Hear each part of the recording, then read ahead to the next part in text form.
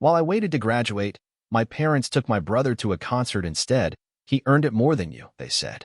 I framed my diploma, said nothing, and left without a word. This morning, they were at my door, begging, but it was too late. I opened the door this morning to the people who taught me how to walk, how to tie my shoes, how to apologize, though apparently not how to show up when it actually mattered. They stood there like ghosts, Mom with tear-streaked cheeks and Dad holding his breath like he was swallowing pride for the first time in years. For a moment, I didn't speak. I didn't need to. My silence was louder than anything they could have rehearsed in the car. And that's how we start. Not with fireworks or a final confrontation, but with a quiet doorway and everything unsaid hanging in the air like humidity. Rewind. Let's go back 24 hours. I was sitting on the edge of my bed, adjusting the folds of my graduation stole, thinking about all the nights I'd spent in that same room after a shift at the gas station or wiping grease off my arms after closing the diner at midnight. I worked. I studied. I barely slept. I sacrificed so much for this day, telling myself it would all be worth it, that when I stood on that stage, they'd finally see me. My phone buzzed. A text from Mom. Hey, sweetie. Change of plans. We can't make it today. Adam got tickets to that band he loves. We can't miss it.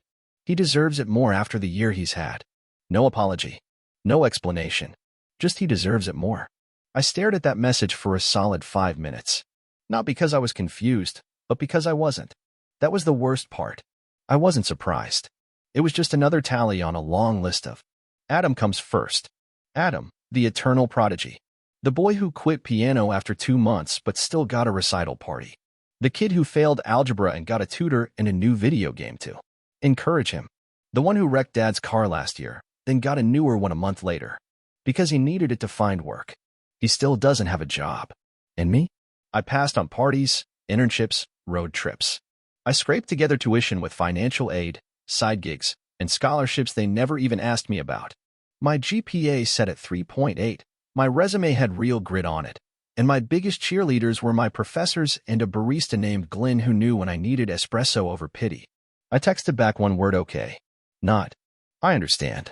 Not, thanks anyway. Just okay. Because I learned not to expect them to understand what they were doing. I walked to the ceremony alone. No crowd, no camera, no one in the stands holding a sign with my name in glitter. I sat between a girl whose whole family had flown in from Texas and a guy whose parents were cheering so loudly I almost cried for him. Not because I was jealous, but because it made me realize how numb I'd gone. When my name was called, I stepped onto that stage, took the diploma with a steady hand, and smiled for the camera like I was taught. I even shook the dean's hand like I was proud. But inside, I was hollow. Not angry. Not sad. Just done. After the ceremony, I didn't wait around for photos or the obligatory post-grad brunch. I just walked home, carrying the frame like it was breakable glass. In a way, it was. It held 4 years of silence, of being overlooked, of telling myself this was the day it would change. I put the frame on the kitchen table. I stared at it for a long time. And then I did the one thing I hadn't done in years. I let myself feel it. The betrayal. The fatigue. The quiet grief of being invisible in your own family. And then I slept. Like a man who had finally stopped running. The knock came just after sunrise. That awkward, urgent rhythm of people who aren't sure whether they're welcome. I opened the door to find them standing there. Mom clutching her purse like it was a shield. Dad with Adam a few steps behind, trying to look remorseful but mostly looking bored. They were still dressed in the clothes from the concert. I noticed the wristbands. VIP access. Sweetheart, we didn't realize, Mom began, her voice already cracking. You looked so happy in the photos Adam posted. Dad added, trying to sound like he was building a bridge. We thought maybe it wasn't a big deal. That line hit harder than any slap. Not a big deal. That's what they thought my graduation was. No streamers. I asked. No flowers? No post-ceremony. We're so proud of you. Dinner? Nothing? They shifted uncomfortably. Mom reached for me, but I stepped back. Don't, I said quietly. Just don't. You don't understand, she said quickly. Adam had been looking forward to that concert for months. He's had such a rough year. We just wanted to give him something to look forward to. I laughed. Not because it was funny, but because of how perfectly it all lined up with every moment I tried to forget. You remember when I got accepted into the honors program? I asked.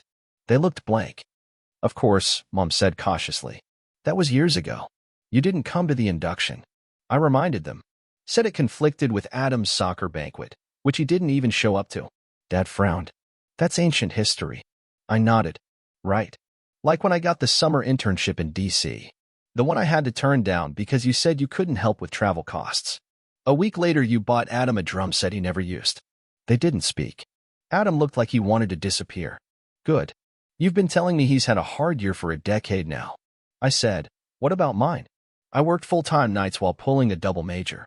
I cried into ramen noodles more times than I can count. I gave up everything to finish school. You gave up my graduation for a concert. Mom's eyes brimmed with tears. We made a mistake. No. I corrected her. You made a choice. They stood in silence after that. For once, no one rushed to fill the air. I think it scared them. That stillness, the way I spoke without shouting, the way I stood there not begging or breaking, just done. You're blowing this out of proportion, Dad said eventually. His voice had that edge, the same one he used when I tried to stand up for myself as a kid. Am I? I asked. Because when you told me Adam deserved it more, that wasn't the first time. That was just the first time you said it out loud. Adam spoke then. Come on, man. It wasn't personal. I looked at him. You got a standing ovation when you passed your GED on the third try. They bought balloons and a steak dinner. When I got a full scholarship, they mailed me a card. Late. He flinched, and I didn't stop. You've been the center of this family since we were kids.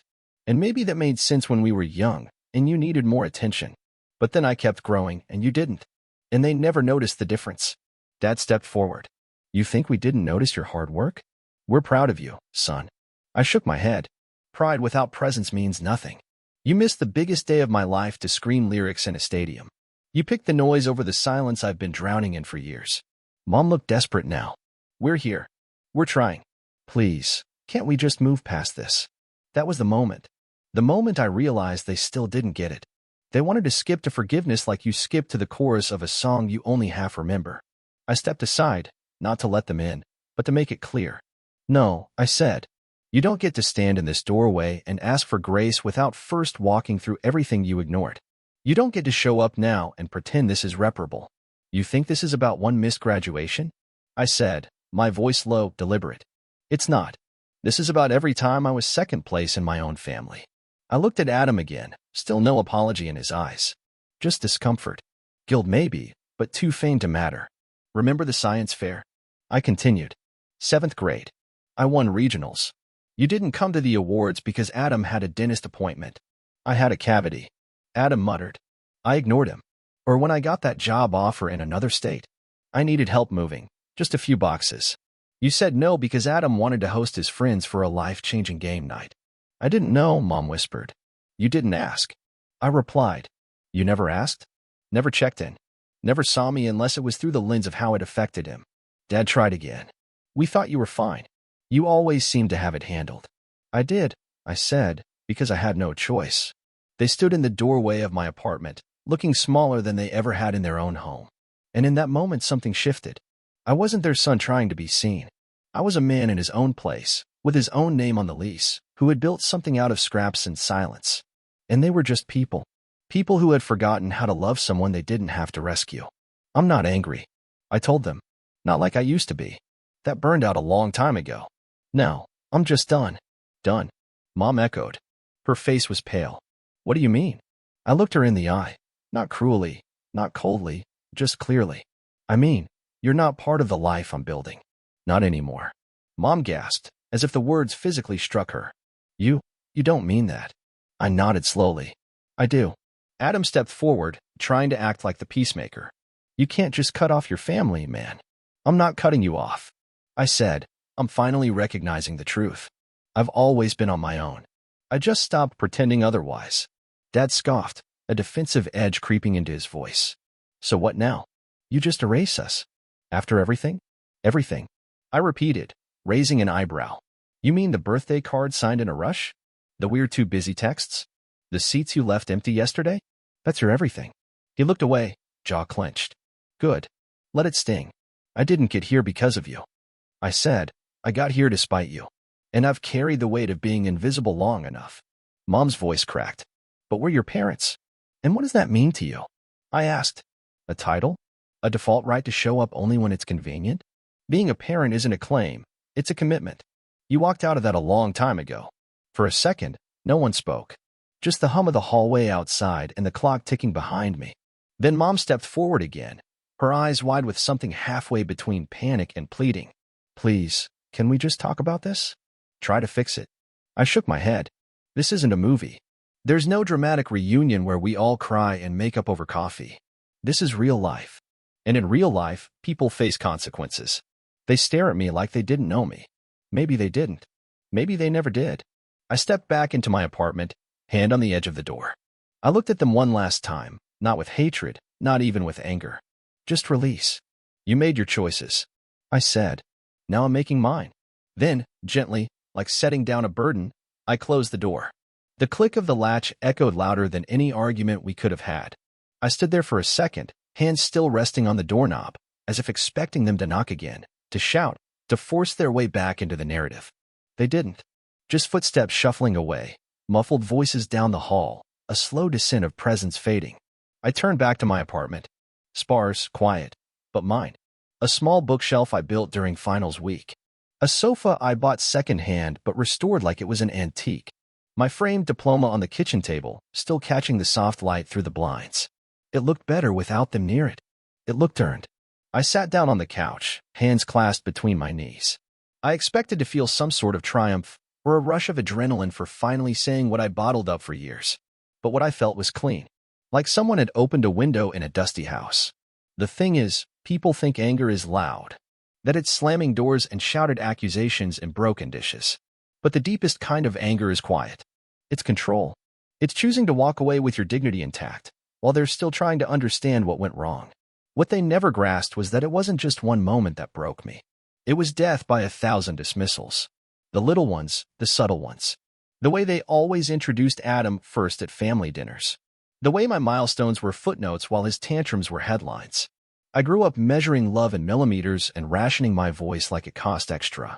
And yesterday should have been mine. It was supposed to be the one day where the applause was mine, the camera lens pointed at me, not past me. Instead, they gave their cheers to a crowd of strangers and a stage Adam didn't earn. But they came back, didn't they? You might say that counts for something. No. What counts is who stays when the crowd is gone. Who shows up when the confetti falls. What counts is presence, not apology. So I sat there, diploma beside me, coffee warming my palms, and realized this was the first morning of my new life. One with boundaries. One where silence doesn't mean submission. One where my worth isn't a reflection of how much space Adam takes up, but a spotlight I've earned on my own terms. That morning unraveled slowly, like I finally had permission to take up time in my own life. No calls. No texts. No guilt waiting in the corner like it always did after I stood up for myself.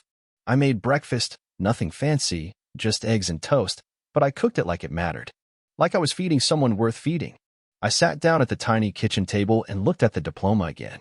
For a moment, I let my thoughts drift, not forward, but back. Back to night studying in the campus library until 2 a.m., headphones in, surrounded by students whose parents brought them coffee and checked in. Mine didn't even ask what classes I was taking. Back to the time I made the dean's list 3 semesters in a row, and when I told my parents, Dad grunted, "That's good," while scrolling on his phone. Back to the group project I carried alone, the job applications, the interviews, the 100 tiny decisions that built the man I had to become, because no one else was going to build him for me. I remembered one specific winter, sophomore year. The heating in my apartment was broken, and I didn't have money to fix it. I wore gloves while writing papers, typing through numb fingers. When I called home, not to ask for help, just to talk, Mom answered and said, "Can I call you back? We're at Adam's open mic night." She never called back. Adam played 3 songs out of tune, but still got a standing ovation. That was their version of effort, loud applause for mediocrity, silence for struggle. The favoritism wasn't new. But what had changed, what I finally recognized, was that I didn't need their recognition anymore. I had spent most of my life auditioning for a role I was never cast in, the son who mattered. And in that quiet kitchen, with butter melting into toast and my name printed in gold on that diploma, I realized something simple and profound. I matter. Not because they say so, but because I kept going when no one clapped. Because I earned everything they forgot to see. So I started packing. Not because I was running from them, but because I was moving towards something better. I had accepted a job offer in Seattle a few weeks prior. High risk, High reward, everything I wanted. I had delayed the decision, unsure if I could really start over somewhere new. Now, the hesitation was gone. The freedom of finally severing that invisible thread between me and their expectations. It made the decision feel like air rushing into a sealed room.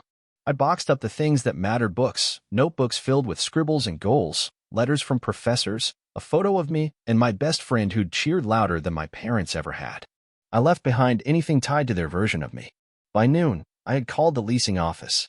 By evening, I had a moving van scheduled.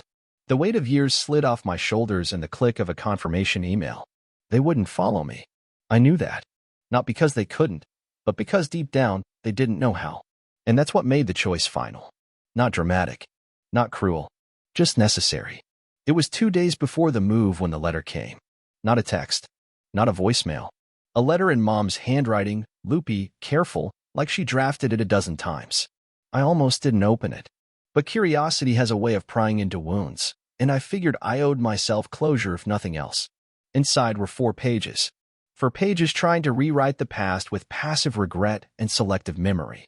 She wrote about how hard it was to raise 2 boys so different. How Adam had always needed more attention, more patience, more support. How she and Dad thought I was strong, so they leaned on that strength and didn't realize how much it cost me. She said things like, "We thought we were doing our best, and I'm sorry if it ever felt like we didn't care." If. That word stuck in my throat like a stone. If it felt like they didn't care, it wasn't a feeling. It was a fact. It was an absence that lived in my bones. A quiet so loud it followed me into adulthood. She ended it with, "Please don't leave us behind. We're trying now. Doesn't that count for something?" I set the letter down, not angry. Just exhausted. Because yes, trying counts. But timing matters. And you don't get to set fire to someone's world and show up with a bucket after the house is ash. I didn't write back. Instead, I finished packing. Filled the last box with photos of my own choosing. Moments that I defined as important. No holidays, no birthdays where I stood in Adam's shadow. Just snapshots of me and the people who chose me, not because they had to, but because they wanted to. Friends who showed up to study sessions and cheered at thesis presentations. Professors who knew my name and saw my effort. A neighbor who once brought me soup during finals week. That was my family. The real one. The morning of the move, I left the letter on the kitchen counter with a post-it that simply read, "Timing matters. Don't let that be something you only understand when it's too late." Then I locked the door behind me, not in anger, but with clarity. Seattle greeted me not with fanfare, but with rain, and oddly, that felt right. I drove into the city with the last of my things packed neatly into the trunk, the framed Diploma riding shotgun like a quiet witness to everything I'd left behind. As I crossed into my new neighborhood, something loosened in my chest. Not relief exactly. More like release. Like the tension I'd carried for years had finally exhaled. My new apartment wasn't big, but the windows were wide and the walls didn't echo with the ghosts of favoritism. I built shelves. I laid down a rug. I hung up a calendar and filled it not with reminders to impress, but with plans to live. I filled the silence with music of my own choosing. The first night, I stood by the window, watching the city lights flicker in the puddles below, and I didn't feel lost. I felt found. They never called again. Not after the letter, not after the post-it. Maybe they were waiting for me to cool down, to come back around like I always did. But this time, I didn't. Because this time, the silence was mine. Not something forced on me, but something I owned. I don't know if they ever understood the full weight of what they did. The ceremonies they skipped, the support they withheld, the birthdays where I clapped for myself. But understanding isn't a requirement for healing. Distance is. And I chose distance like a man stepping out of the fog and into clarity. If you're listening to this and you've ever felt invisible in your own home, let me say what maybe no one ever said to you. You're not crazy for noticing the difference. You're not bitter for remembering it. And you're not cruel for choosing peace over proximity. Sometimes the loudest revenge isn't rage. It's calm. It's deliberate. It's the sound of a door closing, not just on the conversation, but on the chapter. And sometimes, that's the sound of a life beginning.